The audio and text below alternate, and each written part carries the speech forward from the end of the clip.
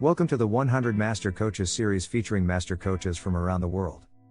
Let's journey together on this 100 Master Coaches series with your host, Coach Mel MCC. A friend and we're in the ballroom of the Marriott, and it's full of people that know about this thing. Yeah. And it's a 2-day conference, and I'm just blown away when I'm listening to all of this and what's happening, what people are doing.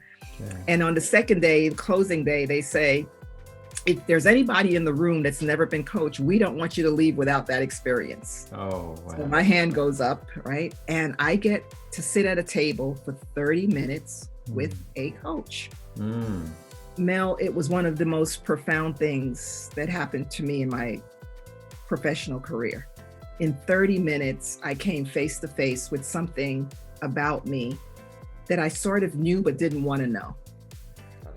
I've seen brilliant practitioners who are beautifully skilled to be a coach. Yeah. But the business of coaching and to have the right kind of support, because, I always say, don't quit your day job if you're thinking getting into coaching, right?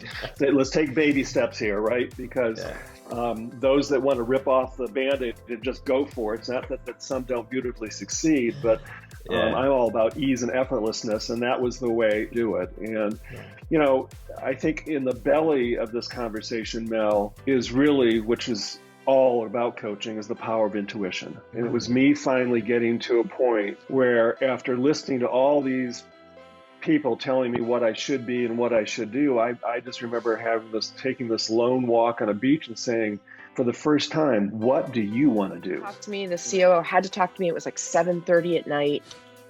He wanted a coaching session. He was kind of like used to getting always what he wanted. And I got my son set up, and I said, important call. And you need to, just play here. And I started teaching him how to make paper airplanes and do that sort of stuff. So the call comes in. So I'm in this little apartment. I go in, I start doing my work with this guy. And then, like after 20 minutes, it's like, knock, knock, knock, mommy. That's so beautiful. How do you do, right? So I'm on there with this, guy that I'm trying to, he's, this will get us other work in the future and things. And I just took a breath and I just said, I was like, I'm sorry, you just need to hold on for a few minutes. Yeah. I put down the phone and my son comes in and I'm like, okay, so here's how you do the airplane. And for me, that was a big risk because I felt like he might go, what's the deal? I'm the guy, Yeah. And I pick up the phone and he's like, that's so cool. I was like, I'm really sorry. He's like, no, he's like, nobody ever does that to me. And that's so cool that you chose your son over me. I said, I'll choose my son over you anytime. I mean, I like you a lot, but. I think what enabled me to do it, in the beginning, I was like, oh my God, presence. What on, how do you see, feel, touch, presence? What is that thing, right? I remember Carly saying to me, well, you have to pay attention to the full humanity of your client. And I was like, Carly, can you be more specific? I do not understand what you mean. And being able to decipher the ICF vocabulary and make sense of it in my way of doing things was very, very helpful. And I think asking myself the question of how can I show in my approach, in my world, what can be recognized as masterful coaching by the ICF? That was a very valuable question. That's also what stayed with me for my mentees. I've always looked at their own sparkle, and every coach brings something beautiful already.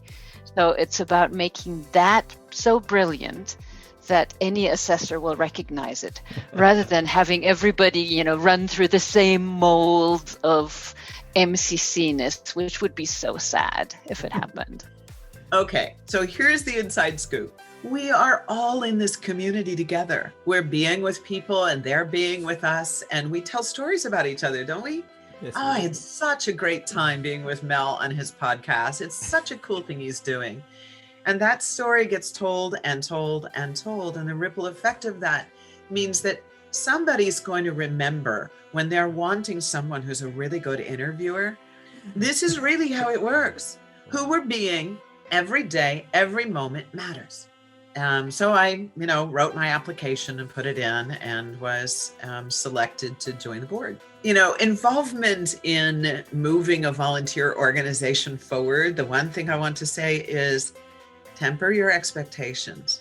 It's a slow journey. And it is also something you do because you care about the collective, not for your self-interest. What is valuable is how much you learn about yourself. I'm a better leader for having done tons and tons and tons of hours of volunteer work. I am a better human being because I learned that there was no way I could do it by myself. If we were going to move a chapter forward or a committee forward, or in this case, the global board forward, it had to require time for all voices to be heard. So there's a certain selflessness that's necessary to be a volunteer leader at any level of the organization. It doesn't matter. A committee at a chapter, an event for a chapter, being on a chapter board, being a past president and mentoring the new board directors coming in. It's not something you do to further your career. Do it because your heart says, I want to give back.